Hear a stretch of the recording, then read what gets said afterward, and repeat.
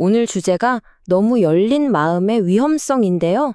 어떠세요? 좀 이상하게 들리지 않으세요? 보통 열린 마음은 무조건 좋은 거라고 배우잖아요. 오늘 이 시간에는 바로 그 보편적인 믿음에 한번 정면으로 도전해 보려고 합니다. 자, 그럼 바로 한번 시작해 볼까요? 생각해보면 우리 어릴 때부터 평생 듣는 말이 있잖아요. 마음을 열어라. 뭐 새로운 음식을 먹어보든, 낯선 문화를 만나든, 아니면 내 생각과 다른 의견을 듣든 항상요. 맞아요. 열린 마음, 그리고 관용, 이런 것들이 우리가 배우고 성장하고 또 같이 어울려 사는데 꼭 필요한 건 사실이죠. 그런데 말이죠. 만약에 이 당연하게만 보였던 미덕이 너무 과해지면 이게 오히려 우리를 덫에 빠뜨릴 수 있다면 어떨 것 같으세요? 바로 이 도발적인 질문이 오늘 우리가 파헤쳐 볼 이야기의 핵심입니다. 자, 이 문제를 좀 더 확 와닿게 해줄 일종의 사고 실험, 그러니까 하나의 이야기를 들려드릴게요. 여러분도 한번 같이 상상해 보세요. 자, 여러분이 관용과 차별반대 그룹이라는 아주 멋진 모임을 만들었다고 한번 쳐보죠. 목표는 정말 숭고해요. 모든 종류의 차별에 맞서고 가능한 한 많은 사람들을 품어주는 거죠. 와, 근데 반응이 완전 폭발적인 거예요. 정말 온갖 종류의 사람들이 다 모였어요. 시작이 아주 순조롭죠? 그런데 바로 그 첫 모임에서부터 일이 터집니다. 몇몇 회원들이 다른 회원들을 콕 집어서 정말 끔찍한 편견을 막 드러내면서 공격적인 말을 쏟아내는 거예요. 이 그룹이 왜 만들어졌는지 그 존재 이유 자체가 흔들리는 진짜 심각한 상황이 벌어진 거죠. 처음에는 당연히 대화로 풀려고 하죠. 죄송하지만 좀 나가주셨으면 좋겠습니다. 정중하게 요청도 해보고요. 근데 꿈쩍도 안 해요. 상황은 점점 더 나빠지기만 합니다. 원래 이 그룹의 관용적인 분위기를 보고 왔던 좋은 회원들이 오히려 불편해서 하나둘씩 떠나기 시작하는 거예요. 그룹은 점점 이상한 방향으로 흘러가고 결국 당신은 그 문제의 회원들과 다시 어쩌면 정말 마지막으로 맞서야만 하는 상황에 놓이게 됩니다. 근데 여러분이 그들을 막으려고 할 때마다 그 사람들이 똑같은 논리를 펴면서 아주 당당하게 맞받아치는 거예요. 아니 잠깐만요. 여기는 모든 사람을 포용하고 관용하는 그룹 아니었나요? 우리를 쫓아내는 건 이 그룹의 원칙을 스스로 어기는 거잖아요. 와, 이 말을 듣는 순간 정말 할 말을 잃게 되죠. 너무 혼란스러운 거예요. 듣고 보니 진짜 그런 것 같기도 하거든요.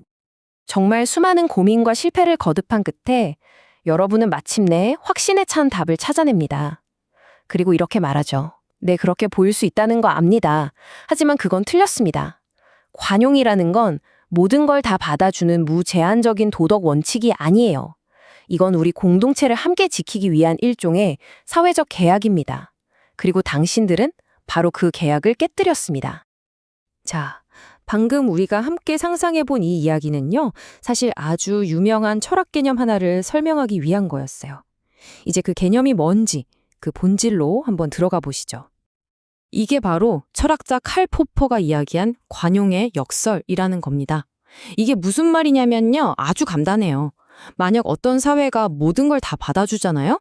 심지어 나는 관용 따위는 파괴해버릴 거야 라고 외치는 사람들까지도 무한정 받아주면 결국 그 사회는 바로 그 불관용적인 사람들한테 먹혀버린다는 뜻입니다. 관용이 자기 자신을 지키지 못하면 그냥 사라져버리는 거죠. 역설적이죠? 그래서 칼 포퍼는 이런 아주 강력한 결론을 내립니다. 관용이라는 이름으로 우리는 불관용을 관용하지 않을 권리가 있다. 와, 진짜 역설적이지 않나요? 하지만 곰곰이 생각해보면요. 이건 관용이라는 소중한 가치를 지키기 위한 뭐랄까 일종의 자기 방어 시스템 같은 거예요. 홍수를 막으려고 둑을 쌓는 것처럼 모든 걸 다 따내려가게 둘 수는 없는 거죠. 자, 그럼 이제 핵심 원칙은 알 것 같아요. 아하, 관용을 지키려면 불관용에 맞서야 하는구나. 그런데 말이죠. 현실 세계에서 이 원칙을 쫙 적용하려고 하면 이게 결코 간단한 문제가 아닙니다. 정말 어려운 질문들이 우리를 기다리고 있거든요. 자, 한번 보세요. 도대체 그 선을 어디에 그어야 할까요? 예를 들어 불관용적인 말은 어때요?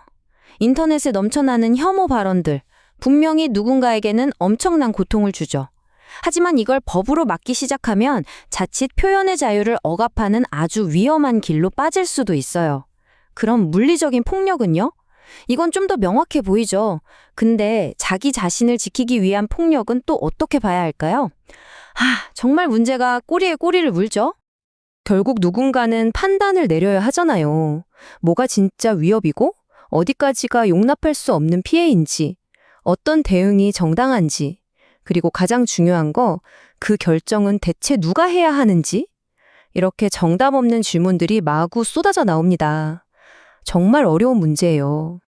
자, 그럼 이제까지의 이 거대한 사회적, 철학적 이야기를요, 우리 각자의 삶으로 한번 훅 끌어당겨와 볼게요. 이 관용의 역설이라는 게 바로 여러분의 삶과 어떤 관련이 있는지 한번 들여다보죠.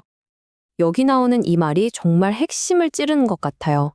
마음을 너무 열어두어서 뇌가 빠져나오게 하지 마라. 멋진 말이죠. 그러니까 아무리 열린 마음이라도 결국엔 나만의 기준, 나만의 경계선이 있어야 한다는 뜻입니다. 경계가 없는 너무 열린 마음은 우리에게 이런 대가를 요구할 수 있어요. 예를 들어 이건 좀 아닌데 싶으면서도 에이 좋은 게 좋은 거지 하면서 해로운 생각이나 믿음을 그냥 받아들이는 거죠. 아니면 저 사람이 내 목표를 갉아먹고 있다는 걸 알면서도 그래도 관용해야지 하면서 관계를 끊어내지 못하고 질질 끌려다니는 거예요. 결국엔 내가 원하지도 않던 모습으로 변해버리는 거죠. 마음의 문을 그냥 활짝 열어놨더니 온갖 나쁜 것들이 그냥 내 집처럼 막 들어와서 눌러 앉아버리는 셈입니다. 이 비유가 정말 기가 막히지 않나요? 관용, 친절함, 이런 좋은 미덕들도요, 제대로 제어하지 못하면 오히려 나를 해칠 수 있다는 거예요. 마치 훈련이 전혀 안 된 개가 목줄이 풀려서 주인이 누군지도 못 알아보고 아무한테나 막 달려드는 것처럼요. 그래서 오늘 이야기의 마지막은 이 질문으로 맺으려고 합니다. 여러분의 소중한 가치관, 여러분의 한정된 시간, 그리고 무엇보다 여러분 자신의 행복, 이런 진짜 중요한 것들을 지키기 위해서 여러분의 삶 속에서 오히려 조금은 더 마음을 닫고 단호하게 선을 그어야 할 부분은 과연 어디일까요?